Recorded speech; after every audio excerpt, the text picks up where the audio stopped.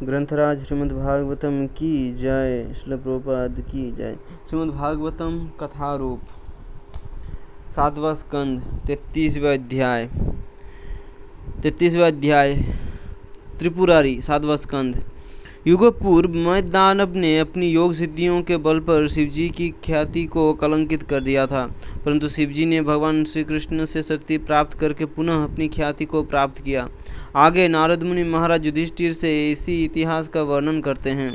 एक समय देवताओं के हाथों युद्ध में बुरी तरह पराजित होने के बाद दानवों ने मैदानव की शरण ली।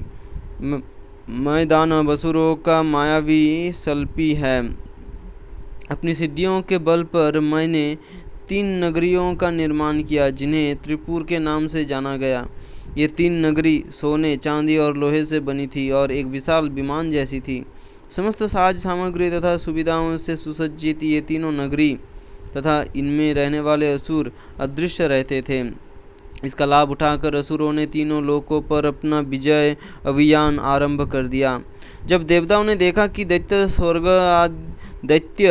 स्वर्ग आदि उच्च लोकों को तहस नहस कर रहे हैं, उन्होंने रक्षा के लिए भगवान शंभु की शरण ली।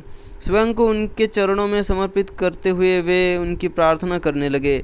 भगवान, आज हम विनाश के कागार पर आ खड़े हुए हैं। हमारे लिए आपके अतिरिक्त अन्य कोई आश्रय नहीं है। कृपया इस विकट परिस्थिति में हमारी रक्षा कीजिए। शिवजी ने देवताओं को सुरक्षा का पूरा आश्वासन दिया और असुरों की उन 3 नगरियों की दिशा में 3 बाण छोड़े। शिवजी के वे 3 स्वर्णिम बाण सूर्य से प्रस्फुटित हो रही 3 देदीप्यमान आग्नेय किरणों के समान थे और उसके प्रहार से सारे असुर तत्क्षण मृत्युलोक को प्राप्त हो गए। उस समय मैदानव ने असुरों के मृत शरीरों वहां निर्मित अमृत के एक कुंड में डाल दिया। उस समय मैदानव ने असुरों के मृत शरीरों वहां निर्मित अमृत के एक कुंड में डाल दिया, जिससे वे सब पुनः जीवित हो उठे। इतना ही नहीं, उनके शरीर अब पहले से कहीं अधिक सुदृढ़ हो चुके थे और वज्र के प्रहार को सहन करने की शक्ति रखते थे। नवीन शक्ति से संचालित असुर उसी प्रकार उठ खड़े हुए जिस प्रकार बिजली बादलों को चीरकर प्रकट होती है। ये देखकर शिवजी अत्यंत हताश और दुखी हो गए। जब ये समाचार भगवान विष्णु तक पहुंचा तो वे मैदानव की शैतानी को रोकने की योजना बनाने लगे। तब ब्रह्मा जी ने एक बछड़े का रूप धरा और भगवान विष्णु ने एक गाय का। दोपहर के समय उन दोनों ने त्रिपुर में प्रवेश किया और अमृत के उस पूरे कुंड को पीकर खाली कर दिया। सब असुर अपनी आंखों के सामने ये देख रहे थे, परंतु भगवान विष्णु की माया शक्ति द्वारा आच्छादित होने के कारण वे उन दोनों को रोक नहीं पाए। जब मैदानव ने ये देखा तो वो समझ गया कि ये विधाता की ही इच्छा है। असुरों को संबोधित करते हुए उसने कहा, परमेश्वर की इच्छा को भला कौन टाल सकता है?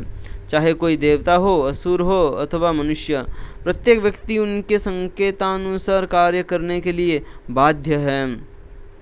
इसके बाद भगवान श्री कृष्ण ने अपनी निज शक्ति द्वारा शिवजी को एक अद्भुत रथ प्रदान किया और साथ ही उन्हें एक सारथी, ध्वजा, घोड़े, धनुष, बाण तथा ढाल भी दी। इन सब अस्त्रों शस्त्रों से लैस शिवजी रथ पर सवार हुए और दोपहर के समय अपने बाणों की ज्वाला से असुरों की उन 3 नगरियों को स्वाहा कर दिया।